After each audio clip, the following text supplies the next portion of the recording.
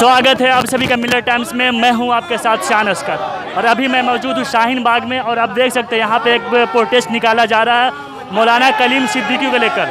जिस तरह से यूपी पुलिस ने मौलाना कलीम सिद्दीकी को गिरफ्तार किया, उसका ये कहना है कि ये इलीगल था और उसे रिहा किया जाए। ये वही शाहीन बाग है जो इससे पहले भी सुर्खियों में था और आज फिर से सुर्खियों में है।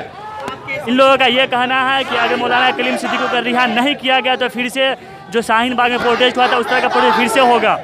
तो आइए हम कुछ लोगों से बात करेंगे कि इन लोगों का क्या कहना है और ये क्यों मौलाना साहब जो आरोप लगा वो सही नहीं है। बिल्कुल गलत है भाई, अगर सही होता तो हम यहाँ खड़े नहीं।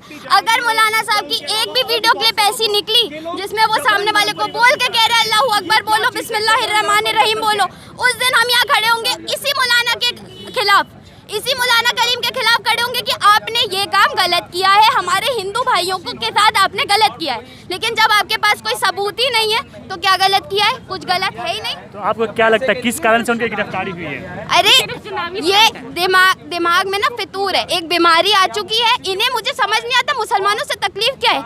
इतने पुद्दे से मुसलमान है इस देश में, आपकी हालत खराब हो गई मुसलमानों से, आपकी हालत खराब है। इसीलिए आप मुसलमानों के जो मसीहा है, जो अच्छे आलिम लोग हैं, उनको आप गिरफ्तार कर रहे हैं। और वही जो हिंदू दारू पी के जय श्री राम बुलवाते हैं उनके साथ क्या कर रहे हैं? वो तो अपने घर में आराम से बैठे हुए हैं। उनको मालाएं पहनाई जाती हैं, उनको बड़ा पद दिया जाता है और ये बोला जाता है बेटा तू बस एक बार बोल दे तूने नहीं किया, हम संभालेंगे।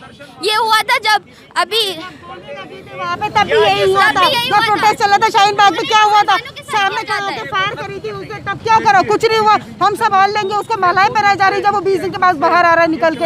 ये है कॉन्स्टिट्यूशन ऑफ इंडिया, ये है हमारी गवर्नमेंट। जिस दिन से 6 साल से ये गवर्नमेंट इस इंडिया में, मतलब जब से उसने पद संभाला है मोदी सरकार ने, उस दिन से सिर्फ हिंदू मुसलमान पे जो उन्होंने जो है पॉलिटिक्स पे राज किया है उन्होंने, और कुछ भी नहीं करा। अभी ये जो मुद्दा इतना ज्यादा है, मौलाना कलीम को जो अरेस्ट कराना सिर्फ और सिर्फ यूपी जो इलेक्शन होने वाले सिर्फ और सिर्फ इसी के लिए, उनका माइंड डाइवर्ट करते हैं लोगों का। हिंदू मुसलमान, जब हिंदू मुसलमान के राइट होते हैं, लड़ाई होती है, मरता कौन है? नेताओं के बच्चे मरते हैं, ये पीएम का तो है ही नहीं। ठीक है, सारे के सारे नामर्द बैठे हुए सीट्स पे।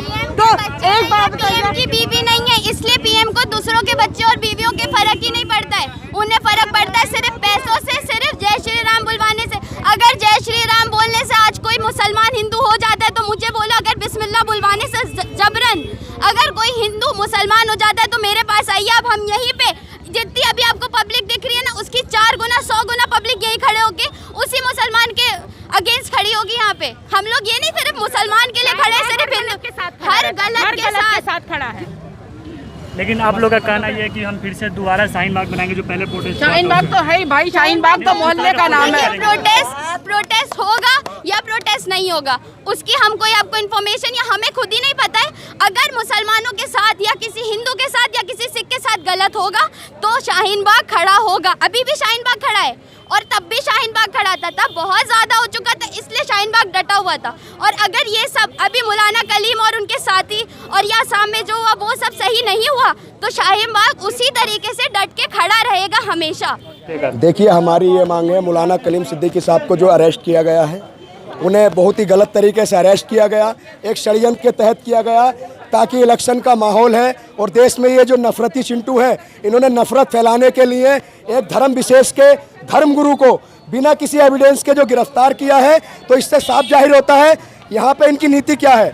जब तक आरोप सिद्ध नहीं होता, हम मानते हैं अगर वो सिद्दीकी साहब अगर गुनाहगार है तो उनको सजा मिलनी चाहिए, लेकिन उन पर जो बेबुनियाद आरोप लगाए गए हैं वो बेबुनियाद है। जब तक आरोप सिद्ध नहीं हो जाते उनको पुलिस कस्टडी से छोड़ देना चाहिए। ये तो जब से बीजेपी सरकार आई हो तब से मुसलमानों पे जुल्म हो रहा है, तो फिर आज ही आप लोग क्यों निकले? देखिए, हमने हमेशा आवाज़ उठाई है। जब भी हमें आवाज़ उठाने का मौका मिला है, चाहे एनआरसी हो, चाहे 3 तलाक हो, चाहे मॉब लिंचिंग हो, चाहे पहलू खान वाला मामला हो, चाहे अलवर जो तबरेज अंसारी को मारा गया और बल्लभगढ़ के हाफिज जुनैद को बीफ के लिंचिंग में मारा गया, तो जब भी हमें मौका मिलता है हम आवाज़ उठाते हैं। लेकिन प्रशासन और सरकार हमारी आवाज़ को निरंतर दबाने की कोशिश कर रही है, लेकिन हम हार मानने वाले नहीं हैं। आप लोग का ये कहना है कि हम लोग फिर से जो दूसरे बार शाहीन बाग बनाएंगे जो इससे पहले। देखिए, ये शाहीन बाग है, यहाँ से जब भी आवाज़ उठी है जुल्म के खिलाफ उठी है और हम पूरी शिद्दत के साथ लड़ेंगे। अगर हमारी मांग पूरी नहीं की जाएगी तो हम लड़ेंगे। अगर बेगुनाह है, अगर वो गुनाहगार है तो हम कहते हैं उनको सख्त से सख्त सजा दी जाए, लेकिन जो कानून में सजा है उसी के हिसाब से सजा दी जाए। एक विशेष समुदाय को टारगेट नहीं करना चाहिए। आखिर हमारा देश संवैधानिक देश है, यहाँ हिंदू मुसलमान सिख ईसाई हमारे सब भाई मिलकर रहते हैं। तो देश को जो तोड़ने का काम कर रहे हैं ये लोग, इन देश को तोड़ने वाली ताकतों के खिलाफ हम इंशाल्लाह लड़ेंगे, हम लड़ेंगे और जीतेंगे। तो इन लोगों का ये कहना है कि अगर ये मौलाना कलीम सिद्दीकी को रिहा नहीं किया जाता, हम फिर से दोबारा से शाहीन बाग बनाएंगे।